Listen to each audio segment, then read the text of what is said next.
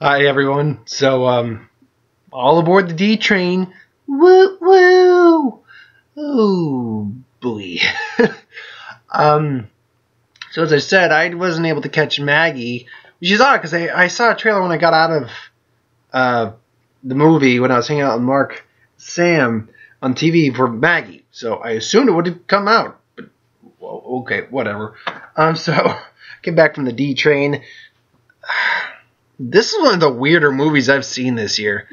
Its plot is Jack Black plays a guy. He's on the alumni for his high school class, and they're trying to get a high school reunion. No one else come.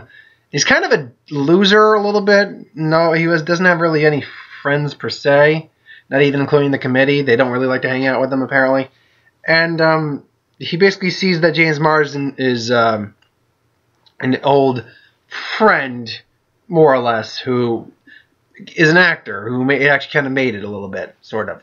And he goes to get him, and it's revealed that he doesn't like labels, but he's basically bisexual. And they are partying, and they end up hooking up at one point, and then it just gets awkward and weird throughout the rest of the movie for them, or for Jack Black anyway. And that's the movie. That is. And the movie suffers because of that. It kind of lacks an identity. It's at points it's being a comedy, at points it's not being a comedy. At points it's very confusing, its identity, because I feel like I'm watching this and I feel like I should be laughing more, but I'm not. I don't know why I'm not. Because Jack Black is fine. Granted, I feel like his acting is very, I wouldn't say it's irritating, it's not grating per se, but this character becomes slightly unlikable in just how seriously and juvenilely he's handling this. Instead of, at one point there's a scene where he's like, we should maybe just bury what happened is in the past, man. But no, if it's bothering him this much, they really should have talked about it, because it just grades at him, eats on him. It has him be cross with his wife and kid, and it's just very, very, he's handling the situation very poorly, and it's not actually very entertaining to watch how he handles this situation. In that, we also see a sex scene with him and his wife, and a brief snippet of when James Marsden banged him. I don't need to see Jack Black in a sex scene. I really don't. That's yeah. Jack Black. I like Jack Black. He's a funny dude. I like him. He's a decent actor. I don't need to see him fucking. I don't. Yeah. So that James Marsden actually is one of the better points. He's this very cool, collect individual, and you know what? He basically comes and says, no, my life doesn't amount to anything right now, man. I'm broke. That commercial I did is low, man. I drugs and the night to night, sex and stuff like that, and no meaning. It just, and he comes out on that. He doesn't want to be this person or anything like that if he could help it. He is who he is, and he's a very cool, calm individual, and I respected him for that. Even Jack Black is just kind of going at him. He does kind of bring him down, what would be the best way to put that?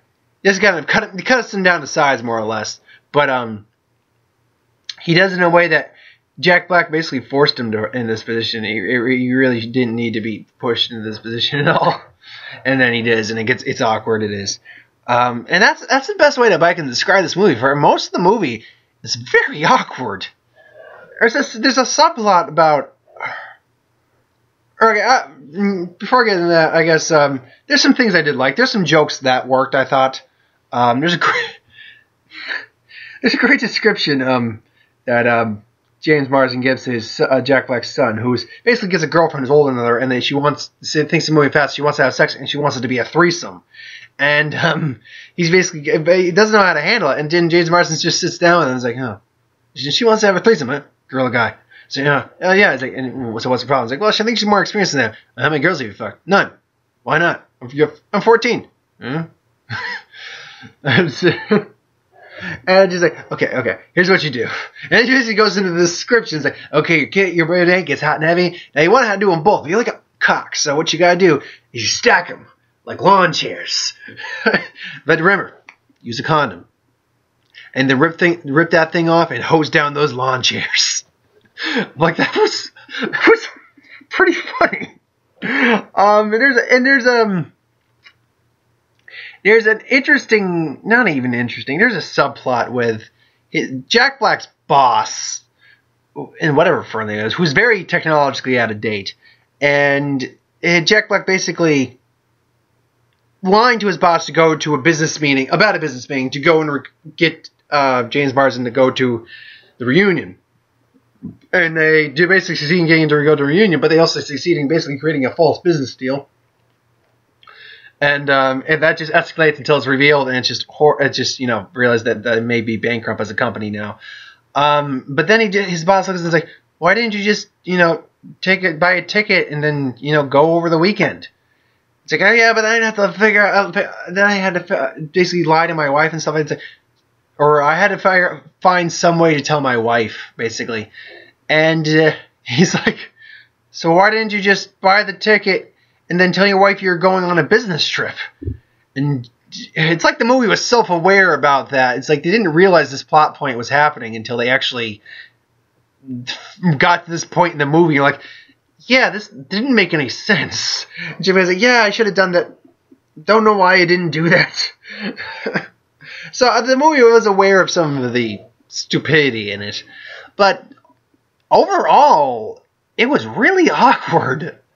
That's the best way I can put it. And now, it's not like young adults level of bad in terms of how awkward it was or misleading it was. This movie's trailer didn't even mislead me into thinking it was a comedy, strictly speaking. Yeah, I thought it was at least partly a comedy. It was at least trying to be a comedy. But it was more like a drama comedy, and that was odd.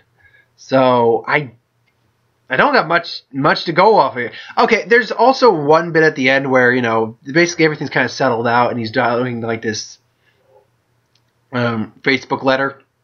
But it's coming off all whimsical.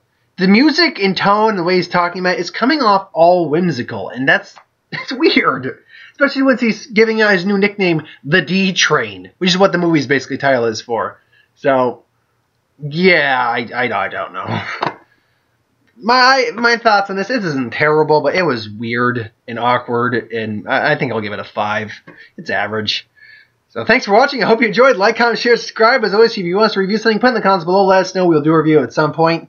That's going to be it for me this week, unless I got any other trailers to basically come out and, talk about. I don't plan it. Unless I can find a showing for Maggie. I'm not going to be catching Maggie this week. So, yeah. Thanks for watching, and I'll see you for the next one. Oh, that being said, next week will be Mad Max Fury Road, if nothing else. If literally nothing else comes out for me to talk about, which I find that very highly unlikely, next week will be Mad Max Fury Road. Looking forward to that. So,